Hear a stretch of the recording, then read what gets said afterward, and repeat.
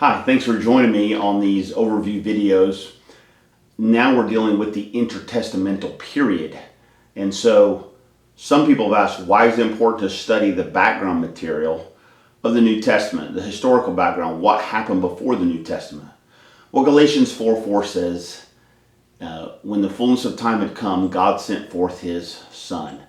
So God had planned a perfect point in history to bring Jesus Christ into the world. And there's an important point because we close off the Old Testament in the 5th century BC, somewhere around 440 BC. And then we read the New Testament and we're introduced with John the Baptist's birth, right before Jesus' birth. And that's around 6 or 5 BC.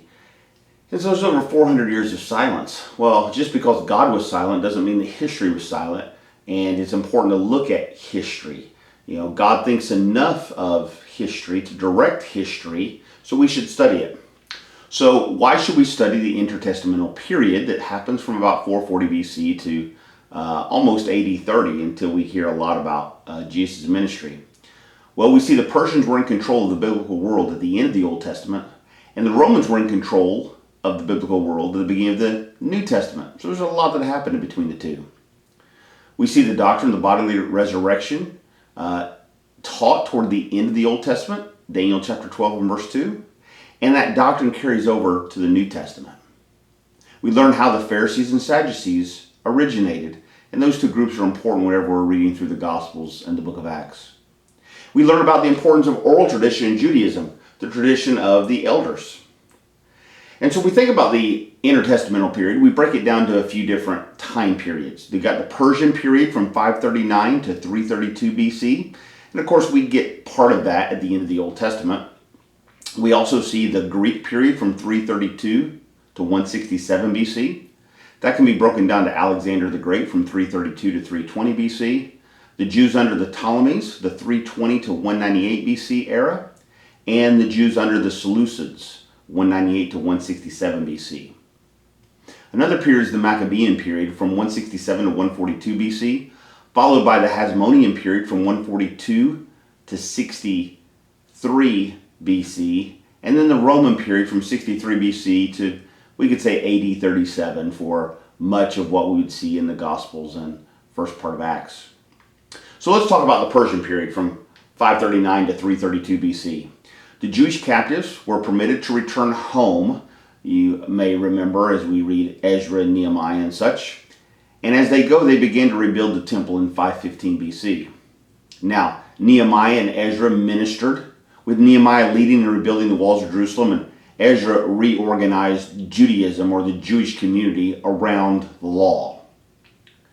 And we see the situation of the Jews around 400 BC and what was taking place. So we see the idolatry had ended.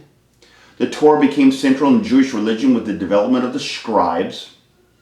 The reforms that took place under Ezra and Nehemiah included the denouncing of intermarriage of foreigners and compulsory divorce. Jewish exclusiveness, which with an intense hatred of Gentiles and Samaritans, developed at this time. Aramaic became the language of trade in everyday life, while Hebrew remained the language of religion in Palestine. An oral tradition developed as a hedge around the law. Doctrinal developments, so we saw a new emphasis on angels and demons and a clear doctrine of the resurrection. There's also a development of the synagogue as a religious social center, and a revival of messianic hope and the disappearance of the office of the prophet during this time. Let's take a look at the Greek period a little closer, 332 to 167 BC, starting with Alexander the Great from 332 to 320 BC. He conquered much of the Middle East. He was educated under Aristotle, so really sharp mind, great military genius, and he Hellenized the Near and Middle East by spreading the Greek culture. So Hellenist has the idea of Greek culture, Greek language. He educated the Greek world with Koine Greek, which is the common or profane version of Greek with very common language, kind of a dumbed down version of Greek that everywhere they conquered, they made the people begin speaking that. And so it was a very popular language, became a universal language in that world, that part of the world. And certainly so by the New Testament times. Hellenization, again, is the combination of Greek and Oriental culture to help these people all acclimate to the same culture. The Ptolemies ruled from 320 to 198 BC, and they set up their headquarters in Palestine. And here's where we see the beginning of the diaspora, or the dispersion, with the Jews leaving of the homeland and settling elsewhere. We see the translation of the Hebrew Old Testament to the Greek Septuagint, often known as LXX, the Roman numeral 70. And this took place during this time, from roughly around 275 to 150 BC. The Seleucids period is from 198 to 167 BC, with Antiochus III, also known as Antiochus the Great, as he wrestled Palestine from the Ptolemies. Seleucus IV followed Antiochus III, and Antiochus IV, Seleucus IV's brother, also known as Antiochus Epiphanes, he brought the great crisis and made the most aggressive attacks against the Jews, even outlawing Judaism.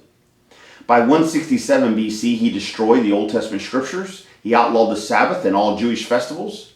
He outlawed the food laws. Circumcision couldn't be practiced, and a small altar was erected on a great altar at the temple, and he sacrificed a pig. Well, that was simply too much, leading to the Maccabean period from 167 to 142. Starting with Mattathias, who died in 165 BC. He's an elderly priest who lived in Modin and refused to offer sacrifice. He killed an assistant, the royal agent. He and his family had to flee to the mountains for their protection. Followed up by Judas Maccabeus, known as the Hammer, from 166 to 160 BC. Here he captures the temple, cleanses it, and rededicates it by 164 BC. Because when they saw Antiochus Epiphanes sacrifice a pig, an unclean animal, that was just too much, and they rose up to revolt. We also see this time bring in Jewish Hanukkah, the gaining of religious freedom, the background for the New Testament Feast of Lights, or a Feast of Dedication. We see Jonathan reign from 160 to 143 BC. The Syrian government made him high priest in 153 BC. And during this time we see Jewish feasts and what they commemorate. So we see the Feast of Tabernacles, also known as the Feast of Booths or Ingatherings, commemorates the Israelites living in tents on their way from Egypt to Canaan. It's a joyous festival. Jews lived in temporary branch shelters as they remembered that week, for a week, what it was like, what their ancestors had gone through. There's also the Feast of Lights, also known as Dedication or Hanukkah. It's to commemorate the rededication of the temple by Judas Maccabeus with brilliant lights in temple precincts and in Jewish homes. And there's the Feast of Purim, which commemorates the deliverance of Israel in the time of Esther, while with the public readings of Esther in the synagogue. The effects of the Maccabean revolt include the emergence of the Hasidim, a pious people, a new sensitivity to any threat to the law or to the temple. The forced adoption of Greek ways ended. However, the subtle adaptation to Hellenism continued. There's religious freedom that was gained and political freedom that's begun. There's the concentration on the law spurred the development of Pharisaism, and apocalyptic literature flourished during this time. We also see the Hasmonean period from 142 to 63 BC. It's a period of independence. With Simon from 142 to 134 BC, the son of Mattathias, responsible for bringing Jews political independence in 142 BC. In 140 BC, he became the high priest, general, and ethnarch forever, and he had religious, military, and political power, so he was a significant figure.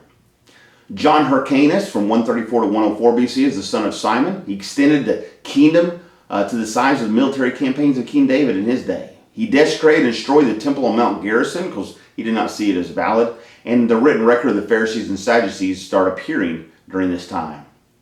Aristobulus I from 104 to 103 BC had his mother and brothers imprisoned. He's the first to claim the title king. He started to take Greek names during his reign. Alexander Jannaeus from 103 to 76 BC is the brother of Aristobulus I, and he's the most significant and cruelest Hasmonean king.